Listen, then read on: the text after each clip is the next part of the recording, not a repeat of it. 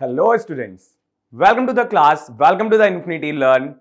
As my name is Ashutosh, you know it. What we are going to do today? Again, it's going to be a very interesting physics class.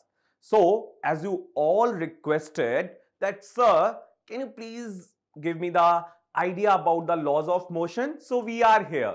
So, we are going to understand today laws of motion, and that is going to be the second topic of laws of motion, right? So in a previous topic, we studied few things. We learned about force, we learned about laws of motion, the very first law of motion, second law of motion, and today what we are going to do? We are going to take it further and we are going to understand about things related to the momentum, and also we are going to understand about the Newton's third law of motion. But before anything else, I want to ask you, are you all doing well? How was your day, everyone? Okay, great, nice. So as I can see here, you all are very much ready for this particular class, and that is going to be a very interesting class. Now, before starting anything else, again I want to give you the idea about our Infinity Learn platform. So that's going to be so much interesting for all of you. What you need to done here, you need to go this site, you need to visit that site, and when you are visiting this site, so definitely you are having questions, sir, इस site पे जाके करना क्या है? What you are going to do? So the thing is that if you want to connect with us on a regular basis, if you want to enhance your knowledge, if you want to enhance your content knowledge or subject knowledge, what you need to done? You need to join Infinity Learn classes, and there it is a offer for all of you. What you can do? You need to visit this site. I hope it is visible to all of you. Let me mark it. See this site. Okay. So when you are visiting this site, उसके बाद आपको क्या करना है? You need to fill all the details, your name, your class, everything, and the subject, the course which you want to take. So after that, when everything is done, you need to apply this code. What is this code? My name is Ashutosh and it's having 20. Ashutosh 20, when you are going to use, you will get 20% instant discount. Can you imagine? You will get 20% instant discount, and that is something going to help you in your further study, right? तो जैसे कि यहाँ पे जो भी आप class में हो कंटिन्यू कर रहे हो, अगले आने वाली क्लासेस में आप कंटिन्यू करना चाहते हो, so what you need to done, you just simply need to visit the site, fill all the information, apply the code Ashutosh20, and you are able to enroll with us, right? So I hope it is clear to all of you. Please give me the confirmation quickly. Is it clear to all of you? Okay, that's great. Nice. Now, what we are going to understand today, we are going to talk about motion and laws of motion, and that is our second topic. So, as this whole topic consists of two terms, motion and laws of motion. So, in a general idea, what is coming in your mind, students, when you are hearing this term motion? Last class में भी हमने बात करी थी, जब आप motion term को सुनते हो तो क्या आता है आपके माइंड में? डेफिनेटली आपके माइंड में आता है मूव, राइट? सो जब भी कोई मूवमेंट होता है, can we say any movement is motion? No, there is a specific definition of motion. कैसे हम डिफाइन कर सकते हैं मोशन को? Very simple, very easy. when an object is changing its position with respect to the time and with respect to the observer, that is something which is known as motion. तो आप कहोगे sir ठीक है, ये तो समझ में आया कि अगर कोई ऑब्जेक्ट है वो टाइम के साथ अपनी पोजीशन को चेंज कर रहा है, that is consider as a motion. अगर टाइम के साथ उसकी पोजीशन नहीं चेंज हो रही है, that is to be consider at rest position. But what is the importance of observer here? Okay, I will give you a very interesting example. Right now, I'm standing here. I'm at rest position. You are sitting. You are also at rest position. So if someone is watching us, he or she is going to say, we are at rest position.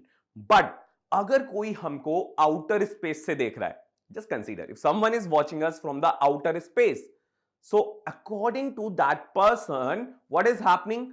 Earth is moving. Along with the earth, we are also in a motion. Right? So observer point of view is also very, very important, that from which point the observer is observing the motion. I can give you one more interesting example. Like we all are going on a trip, हम सब एक किसी trip पे जा रहे हैं and the thing is that हम लोग बस में बैठे हैं या ट्रेन पे बैठे हुए हैं, right? So we are able to see each other, हम लोग एक दूसरे को कैसे पोजीशन में दिखेंगे? रेस्ट पोजीशन पे, जो बस के अंदर हैं। But the person who is outside the bus, वो कैसे देखेगा? We are in a motion with the bus, bus के साथ साथ हम भी मोशन में। So that is why the motion definition, it's very important that how to define motion is how we can define that? That is the change in a position of object with respect to the time and with respect to the observer, right? I hope it is clear to you. Now, laws of motion, in a last class we discussed few things. So in today's class what we are going to discuss, the very first thing, we are going to take a quick recall of last class. After that we are going to understand the conservation of momentum, Newton's third law of motion, uniform circular motion, and along with that there are a few questions also. वहां पे हम कुछ questions को भी solve करेंगे, कुछ numericals को भी वहां पे हम solve करेंगे. Are you all ready? Let's start it. Okay, fine. Let's start it. The very first thing, last class में हमने क्या पढ़ा था? So last class में हमने पढ़ा था force के बारे में. We studied about force. How to define the term force in a very simple manner. याद है? जल्दी से बताओ मुझे chat पे. Okay, nice, very good, very nice. So force is something which we can say that it is a kind of push or pull. Okay, push or pull which can change, few points are very important. The very first thing, it can change the position of object.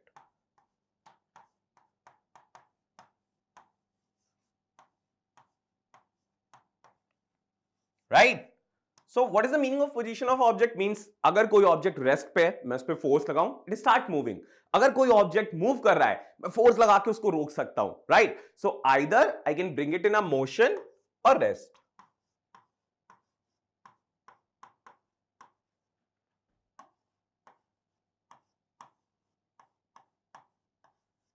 Clear? Motion और rest. Now second thing, what a force can do, जल्दी से बताइए. और क्या कर सकता है force? किसी ऑब्जेक्ट को मोशन पे ला सकता है, किसी ऑब्जेक्ट को रेस्ट पे ला सकता है. It can change, yes, it can change the size and shape of object.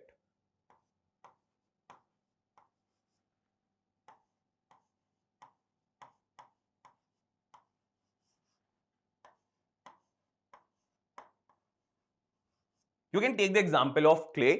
You can take the example of rubber band. When we are stretching the rubber band, its size and shape is getting changed. When we are pressing the football, its size and shape is getting changed, right? So a force can bring an object in a motion or at rest. A force can change the size and shape of object.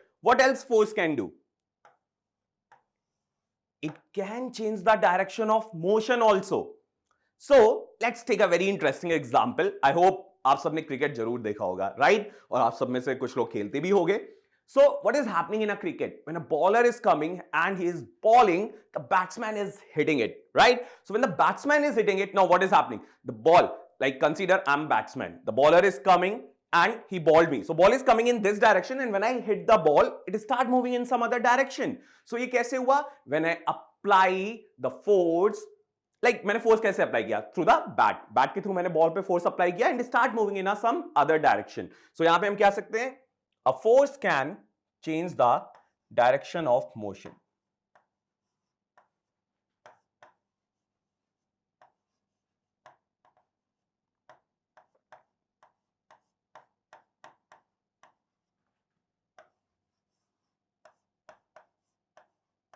Any confusion, any question till this point? I hope it is clear to all of you. Recall कर रहे हैं अभी तो हम, ये तो हम लोगों ने सब पढ़ रखा है पिछली क्लास में.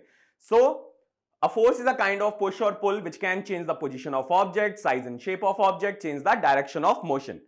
What else a force can do? It can also change the speed, right? It can also change the speed also. So speed में कैसे change होता है? अभी हमने बात करी क्रिकेट की, बात करी या फुटबॉल की हम बात करें. अगर कोई बॉल थी वो बॉलर ने फेंकी, that's with some different speed, हमने उसको हिट किया, वो डिफरेंट स्पीड से मूव होने लगेगी, राइट? फुटबॉल में भी अगर एक प्लेयर ने हमको फुटबॉल पास करी and we are hitting it with some more amount of force or some less amount of force, speed is going to be changed. So a force can change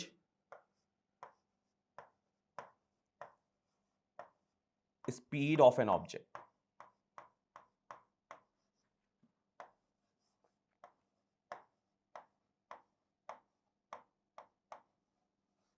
I hope it is clear to all of you, right?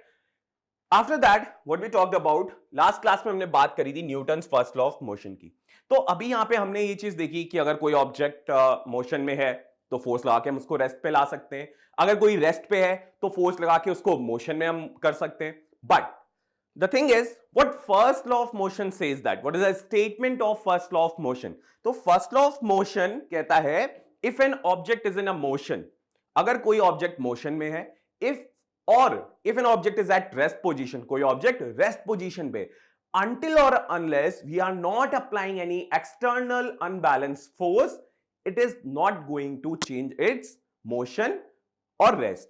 The thing is very simple, I will tell it to you.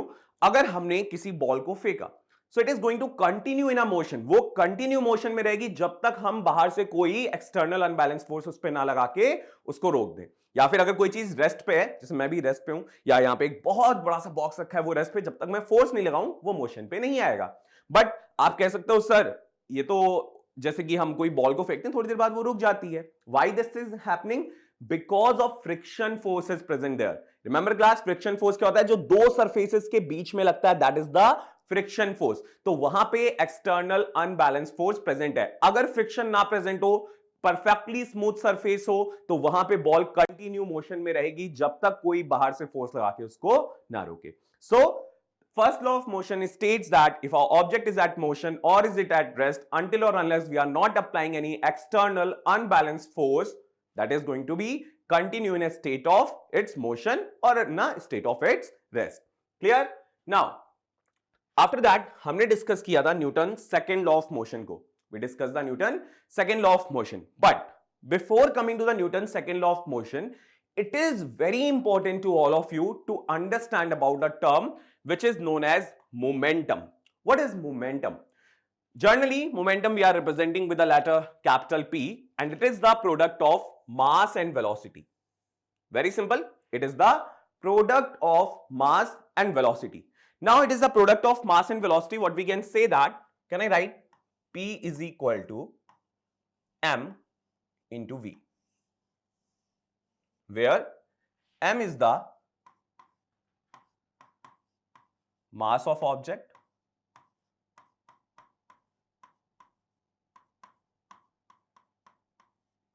right? And what we can say about V? V is the velocity of object.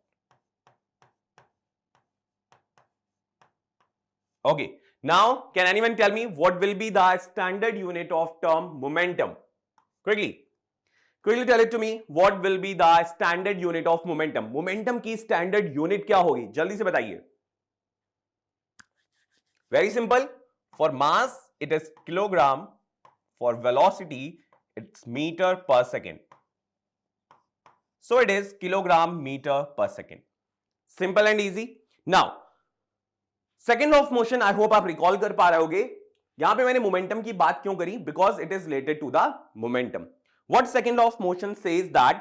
Second law of motion states that for a object the force is directly proportional to the rate of change of momentum. Rate of change of momentum.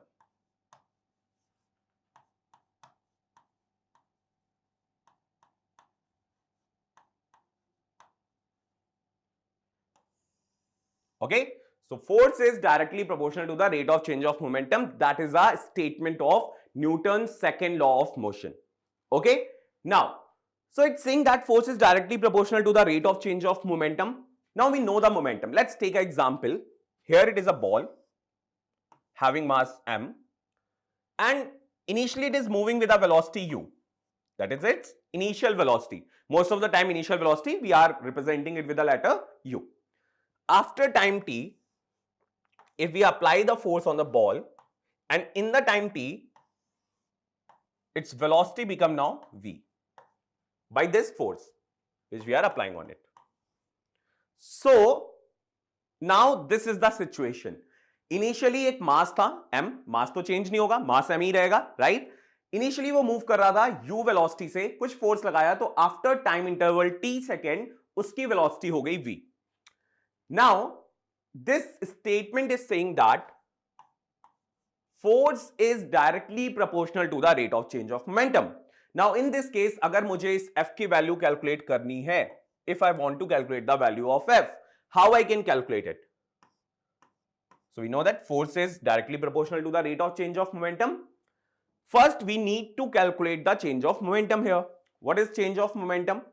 If I'm talking about momentum, you know that momentum is mass into velocity. Initial momentum, mass into initial velocity, mu. What will be the final momentum? Mass into final velocity, right? So final momentum I'm representing with the letter pf and initial momentum I'm representing with pi. Okay, now the force is directly proportional to the rate of change of momentum, mv minus mu. Can I write it? Why I'm writing this? Final momentum minus initial momentum. That is the change in momentum. Change in a momentum is final momentum minus initial momentum. Now, one more word is there, rate of change of momentum. So definitely I need to divide it with the time. So when I'm dividing it with the time, t, I can take common. It is v minus u by t. What is v minus u by t? Can anyone tell me? Final velocity minus initial velocity divided by time. So basically it is giving us, ये हमको बता रहा है change in velocity के बारे में, v minus u by t. What is change in a velocity? The rate of change of velocity is acceleration. So at the place of v minus u by t, I can write a. So basically here it is f is proportional to mv minus u by t. Here I am getting that. Just a second.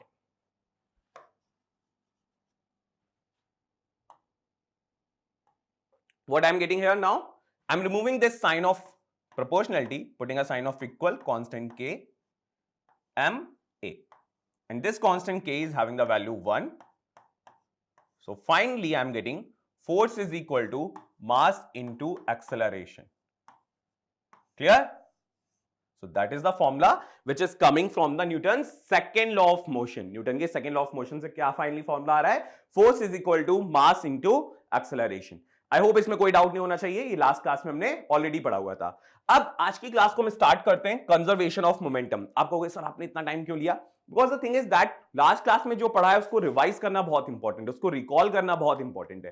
तो यहां पे हम पढ़ने वाले हैं conservation of momentum के बारे में. कंजर्वेशन ऑफ मोमेंटम की यहां पे हम बात करें तो ये कहता है if we consider A and B as a system, A और बी को एज ए क्लोज सिस्टम हम अगर यहां पे कंसीडर करें, A applies force on B, B applies force on A. Since they comprises the system, therefore the forces are internal forces. Okay, these forces are the internal forces. But basically, you need to first understand कि conservation of momentum कहता क्या है? What it says that. So, law of conservation of momentum says that momentum before collision is equal to the momentum after collision. But condition apply, there should be no external force. There should be no external force. That's why यहां पे हम बात कर रहे हैं जो forces एक दूसरे पे लग रहे हैं, बी ए पे लगा रहा है, ए बी पे लगा रहा है, that is something which is internal forces. Okay? और ये मिलके एक सिस्टम बना रहे हैं. एक्चुअली हो क्या रहा था यहां पे, एक ऑब्जेक्ट था, let's take the mass of A is ma, mass of B is mb. Okay? मास तो चेंज नहीं होगा, मास तो सेम ही रहेगा, राइट? मास तो सेम रहेगा.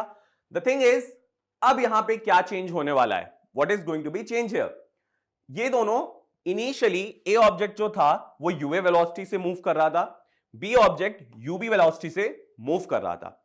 अब इन दोनों में एक कोलिजन हुआ. डेफिनेटली यहां पे यूए की जो यूए था वो ज्यादा रहा होगा, राइट? यूए की वैल्यू ज्यादा रही होगी तभी तो वो करेंगे कोलाइड, बिकॉज दोनों एक ही डायरेक्शन में मूव कर रहे हैं. अब यहां पे कोलिजन हुआ और इनकी वेलोसिटी हो गई, ए की हो गई वीए एंड बी की हो गई फाइनल वेलोसिटी वीबी। तो डेफिनेटली यहां पे वेलोसिटीज में चेंज हुआ। तो आप ये करके देख भी सकते हो, एक बॉल आप थ्रो करो, उसके पीछे से दूसरी बॉल को ज्यादा स्पीड से थ्रो करो, वो दोनों कोलाइड करेंगे, now they are moving with some different speed और डिफरेंट वेलोसिटी, राइट। चल अब यहां पे हम क्या करने वाले हैं, ये हो गया आपका बिफोर कोलिजन, ये हुआ आपका आफ्टर कोलिजन। मैंने स्टेटमेंट क्या कहा, what I said, if there is no external force then the total momentum is going to be conserved, total momentum conserve रहेगा अगर कोई एक्सटर्नल फोर्स नहीं है। मतलब ये कहता है कि मोमेंटम जो बिफोर कोलिजन था that is going to be equal to the momentum after collision. तो मोमेंटम बिफोर कोलिजन क्या था, देखते हैं, M A U A, right, correct है, ए का momentum M A U A, B का कितना था M B U B, mass into velocity, इन दोनों को ऐड कर दें, इजी, ये हो गया momentum before collision, that is going to equal momentum after collision. So momentum after collision for object A क्या हो जाएगा, एम ए वी ए, और object B M B V B. This equation we are getting from the law of conservation of momentum, okay. But conservation of momentum says that the total momentum is going to be conserved if there is no external force present. Clear? Clear, students? Quickly tell me, is it clear to all of you? Now, here it is a question. A force of 10 Newton, a force of 10 Newton acts on a body of mass 2 kg for 3 seconds initially at rest. So many information, एक बार में बहुत सारी information है, note down करते हुए चलना है। Mass is 2 kg here. Units are also very important, जब भी क्वेश्चन पढ़ना यूनिट्स ध्यान से देखना, and if they are not in a standard unit, अगर वो स्टैंडर्ड यूनिट में ना हो तो नीड टू कन्वर्ट देम, आपको कन्वर्ट करना है।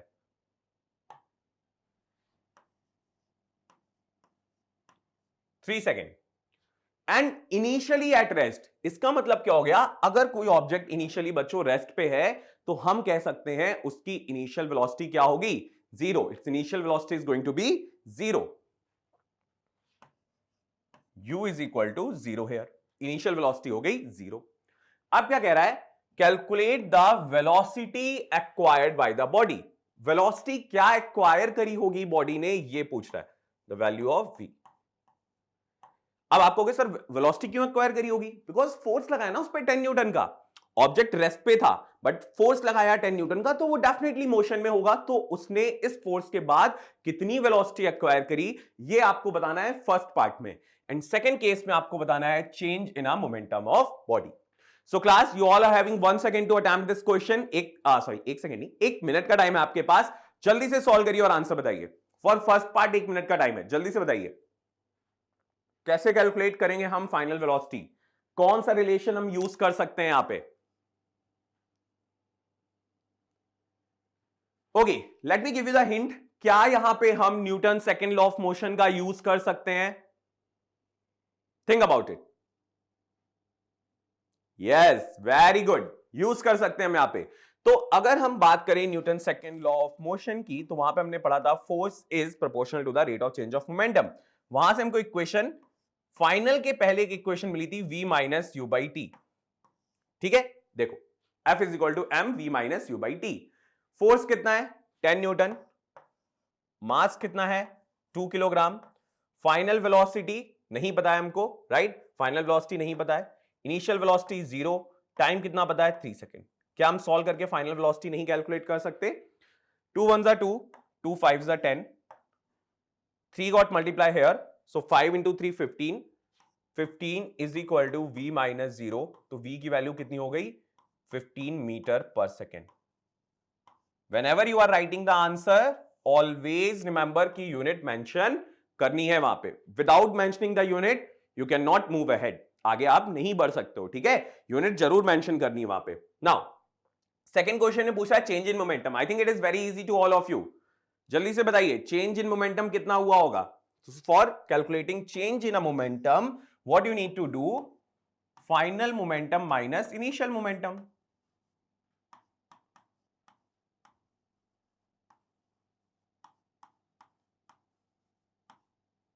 मैं इनिशियल लिख दे रहा हूं, यहां पे स्पेस नहीं है, इनिशियल मोमेंटम। तो final momentum minus initial momentum आप कैसे कैलकुलेट कर सकते हो, या फिर इसको सिंबल से भी डिनोट कर सकते हैं, पीएफ माइनस पीआई। बट बता देना पीएफ क्या है और पीआई क्या है क्वेश्चन में, ठीक है। चलो, फाइनल मोमेंटम, मोमेंटम क्या होता है, मास इंटू वेलोसिटी। तो फाइनल मोमेंटम होगा मास इंटू फाइनल वेलोसिटी। मास कितना था, 2 किलोग्राम। फाइनल वेलोसिटी कितनी है, 15। Initial momentum mass again 2, but initially it is at rest. You की वैल्यू क्या है, 0। यू की वैल्यू क्या है, 0। तो ये कितना हो जाएगा, 2 इंटू 0। सो कितना आ गया, 15 into 2, 30 minus 0। The change in momentum is 30। Unit will be kilogram metre per second. Momentum की यूनिट क्या होती है, kilogram metre per second. Tell me, is it clear?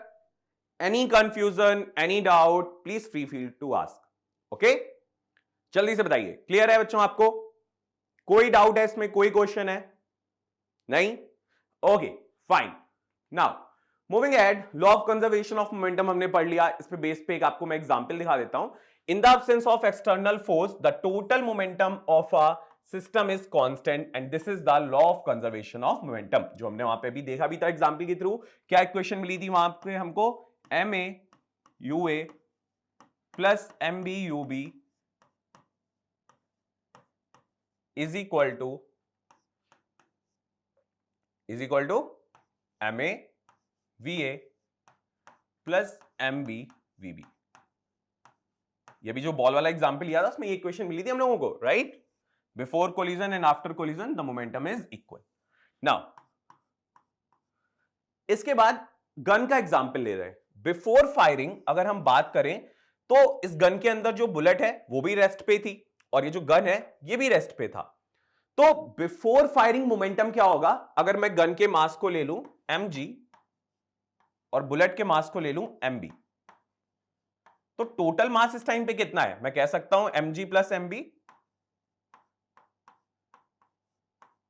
But there velocity is 0। तो इनिशियल मोमेंटम कितना हो गया बच्चों, 0। Initial momentum कितना हो गया, 0। बट आफ्टर फायरिंग क्या हुआ, आफ्टर फायरिंग बुलेट तो मूव हुई आगे की डायरेक्शन में। तो हमको पता है मोमेंटम तो कंजर्व रखना है, तो मोमेंटम को कंजर्व रखने के लिए ये गन जाती है पीछे, जिसको हम बोलते हैं रिकॉइल वेलोसिटी ऑफ गन। ये जिस वेलोसिटी से पीछे जाती है इसको हम क्या कहते हैं, रिकॉइल वेलोसिटी ऑफ गन। बहुत बार आपने क्वेश्चंस में देखा होगा, पूछा जाता है what will be the recoil velocity of gun. Gun की रिकॉइल वेलोसिटी क्या होगी, कैसे कैलकुलेट करेंगे? इनिशियल मोमेंटम 0 हो गया। फाइनल मोमेंटम की हम बात करें, अगर हम लेट कर ले ये मूव कर रही थी जो बुलेट थी वीबी वेलोसिटी से, तो इसका मोमेंटम कितना हो जाएगा, मास है इसका mb बुलेट का, तो mb इंटू वीबी, इसको भी कैपिटल ही कर लेते हैं, राइट? कैपिटल यूज किया यहां पे। mb vb हो गया इसका मोमेंटम। गन का मोमेंटम कितना हो जाएगा, mass of gun into velocity of gun, ठीक है? बट रिमेंबर यहां हम वेलोसिटी की बात कर रहे हैं, वेलोसिटी में डायरेक्शन होती है, तो ये कैसा होगा, निगेटिव। क्लियर? आप क्या लिख सकते हैं यहां पे,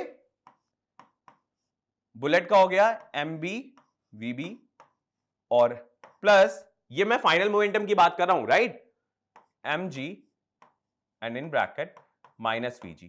सो ये साइन बाहर आ जाएगा माइनस का, तो mb vb minus mg vg is equal to 0। Why it is equal to 0? Because initial momentum 0 था, तो final momentum is equal to initial momentum. यहां से आप रिक्वायर्ड वेलोसिटी ऑफ गन को इजीली कैलकुलेट कर सकते हो अगर आपको मासेस और वेलोसिटीज की वैल्यू गिवन है। Clear? Clear? Okay, now last law of motion पे हम आ गए। तो last law of motion is also known as third law of motion. What third law of motion says that, statement तो इसका सबको पता होता है, बहुत बार हम लोग ये स्टेटमेंट का यूज करते हैं।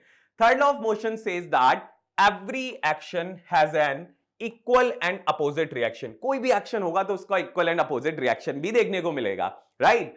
तो यहां पे हम कहते हैं action reaction forces, this is very important कि एक्शन रिएक्शन जो फोर्सेस हैं वो डिफरेंट बॉडीज पे एक्ट करते हैं, सेम बॉडी पे एक्ट नहीं करते, वो एक्ट करते हैं डिफरेंट बॉडीज पे। जैसे I will give you the example, I hope few of you know the swimming, कुछ लोगों को स्विमिंग जरूर आती होगी। तो जब हम लोग स्विमिंग करते हैं, जिनको नहीं भी आती है, आपने ध्यान दिया होगा स्विमिंग करते टाइम स्विमर क्या करता है, वो फोर्स लगाता है अपने हाथ के थ्रू वाटर पे।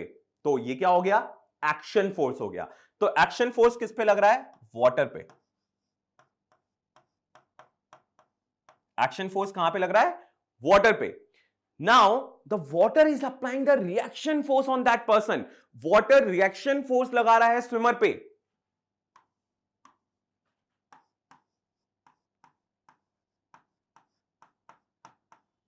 तो यहां पे क्या देखने को मिला, और द वेरी फर्स्ट थिंग, ये एक्शन फोर्स इक्वल होगा रिएक्शन फोर्स के, और एक्शन लग रहा है वाटर पे, रिएक्शन लग रहा है पर्सन पे। तो हम क्या कह सकते हैं, एक्शन रिएक्शन फोर्स पहली बात तो अपोजिट डायरेक्शन में एक्ट होते हैं, और ये डिफरेंट बॉडीज पे लगते हैं। Now what is this example, how we are able to walk, कैसे हम चल पाते हैं। Right now I am walking, how I am able to walk, तो मैं अपने पैर से ग्राउंड पे फोर्स लगा रहा हूं अपोजिट डायरेक्शन में। ठीक है, ग्राउंड पे फोर्स लग रहा है, ग्राउंड पे फोर्स लग रहा है विच इज एक्शन फोर्स, और ग्राउंड इस पर्सन पे फोर्स लगा रहा है, that is reaction force. Okay, so Newton's third law of motion बहुत सारी चीजों में हेल्प करता है। ओके, एक्शन रिएक्शन पेयर देखने को मिलता है, एक्शन फोर्स रिएक्शन फोर्स के इक्वल होता है but in a opposite direction, and it act on a different bodies. ये डिफरेंट बॉडीज पे एक्ट करता है, सेम बॉडीज पे एक्ट नहीं करता है। चलिए आगे बढ़ते हैं जल्दी से। अब यहां पे रिकॉइल वेलोसिटी का कॉन्सेप्ट बता रहे हैं, यहां पे भी वही लग रहा है ना, बुलेट गई आगे तो गन गई पीछे, because to balance this action force, action reaction pair. तो एक्शन बुलेट पे, रिएक्शन गन पे। नाउ रॉकेट्स देखा आपने, रॉकेट कैसे ऊपर जाते हैं, how the rockets are moving up, क्यों ऊपर जा रहे हैं, बिकॉज रॉकेट से जो गैसेस इवॉल्व हो रही होती हैं वो एक्शन फोर्स लगाती हैं ग्राउंड पे, और उनको एक रिएक्शन फोर्स मिलता है जिसकी वजह से रॉकेट अपवर्ड डायरेक्शन में मूव होता है। So these are the few real life examples of Newton's third law of motion. Swimming का भी एग्जांपल दिया, that is also the real life example of Newton's third law of motion. Walk कर पाते हैं, वो भी एक रियल लाइफ एग्जांपल है। Now Newton's third law of motion says that if an interaction of two bodies A and B, अगर दो bodies हैं उनके बीच में कोई इंटरेक्शन हो रहा है, तो the magnitude of reaction is equal to the magnitude of action force. ठीक है, एफ ने जो फोर्स बी पे लगाया, ए ने जो फोर्स बी पे लगाया, और बी ने जो ए पे लगाया, वो दोनों इक्वल होंगे, but they are in a opposite direction to each other. तो यहां पे हम लिख सकते हैं F A B is equal to F B A but in opposite direction, so minus sign. Clear, F A B is equal to minus F B A. Clear, opposite direction में लगेंगे। Now moving ahead, अब यहां पे हम बात करेंगे कैसे हम डिमॉन्स्ट्रेट कर सकते हैं, कैसे आप प्रूव कर सकते हो। कभी पूछ दे कोई कि कैसे आप प्रूव करोगे, तो यहां पे हमने दो स्प्रिंग बैलेंस ले लिए। ठीक है, इधर ये फिक्स है और यहां पे हमने इसको पुल करा। तो आप देखोगे जब हमने इसको पुल करा तो यहां पे जो फोर्स लगा, that force is going to be equal F B A. अब स्प्रिंग बैलेंस क्यों लिया, स्प्रिंग बैलेंस से आप फोर्स देख पाते हो, फोर्स वहां पे कैलकुलेट कर पाते हो। यहां पे भी रीडिंग 4 किलोग्राम फोर्स आई और यहां पे भी रीडिंग 4 किलोग्राम फोर्स आया, मतलब action is equal to the reaction force. बहुत सिंपल था।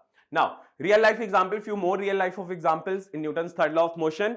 अगर कोई बुक टेबल पे रखी है बच्चों, तो अगर बुक टेबल पे रखी है, डेफिनेटली इसका वेट नीचे के डायरेक्शन में होगा, weight is acting in a downward direction. ये हो गया एक्शन। रिएक्शन क्या लगेगा, ये टेबल इस बुक पे फोर्स लगाएगी ऊपर की तरफ, which is known as normal force. तो नॉर्मल फोर्स यहां पे वेट के इक्वल होगा बट इन अपोजिट डायरेक्शन। तो एक्शन कहां पे हो रहा है, टेबल पे, रिएक्शन कहां पे हो रहा है, बुक पे।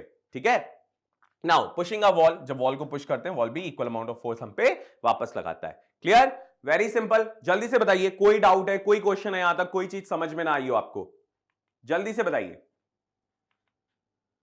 Motion of boat in a water, अगर हम बात करें कोई बोट है वो वाटर में कैसे मूव हो रही है, how the boat is moving in a water, same thing. यहां पे ये जो पर्सन है, with the help of this sticks he is applying the force on water in a backward direction. तो वाटर इस बोट पे कहां पे फोर्स लगाएगा, इन अ फॉरवर्ड डायरेक्शन, और बोट मूव करेगी फॉरवर्ड डायरेक्शन में। Again action reaction pair.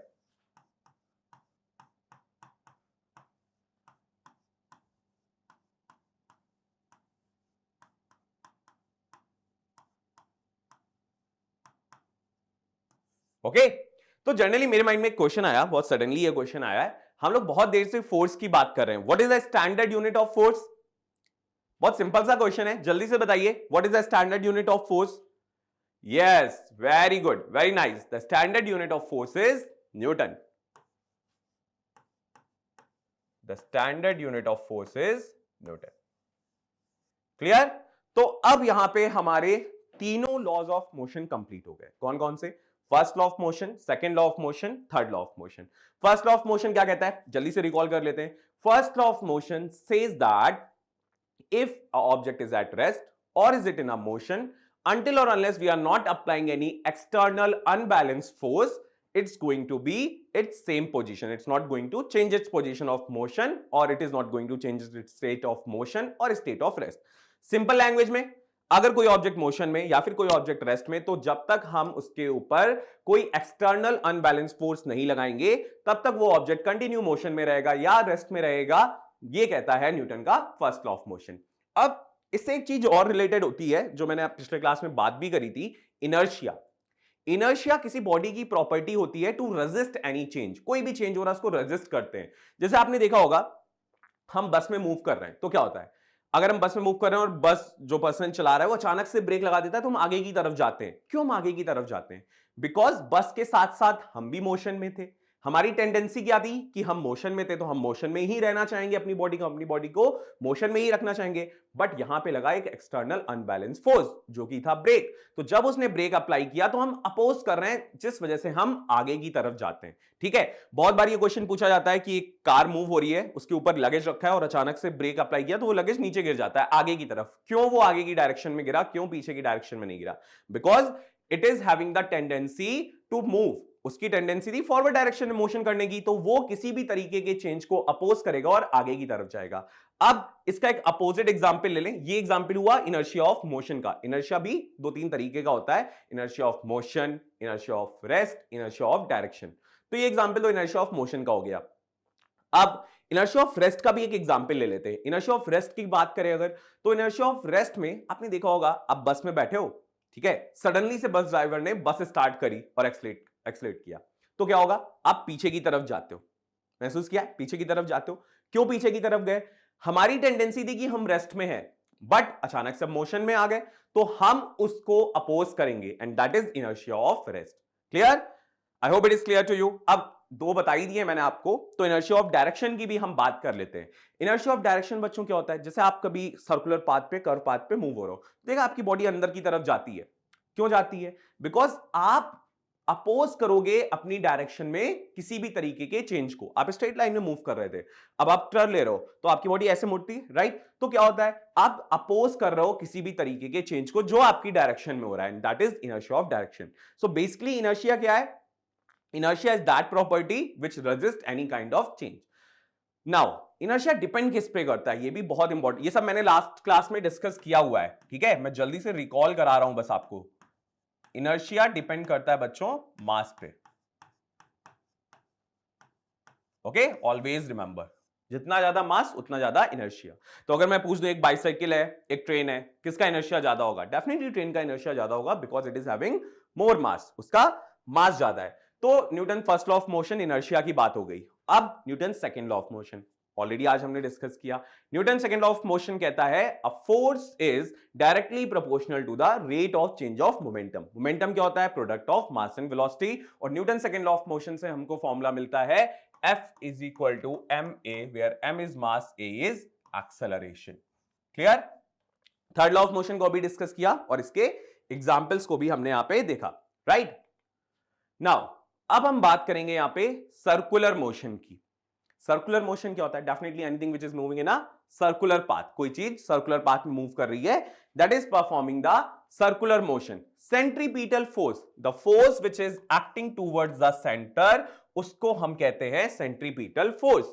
और ये डायरेक्शन जो शो हो रही है, the direction which is tangential at any point, ये वेलोसिटी की डायरेक्शन है, ये वेलोसिटी की डायरेक्शन है। अब जब हम सर्कुलर मोशन की बात करते हैं तो एक टर्म आपने सुना होगा, हम कहते हैं uniform circular motion. Why we are saying this term uniform circular motion? इसका मतलब क्या है?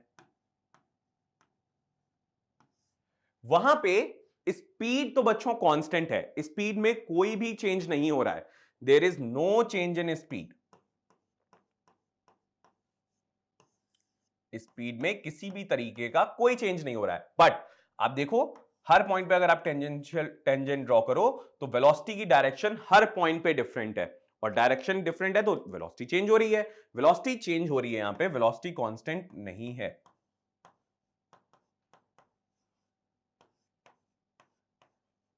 Changes at every point.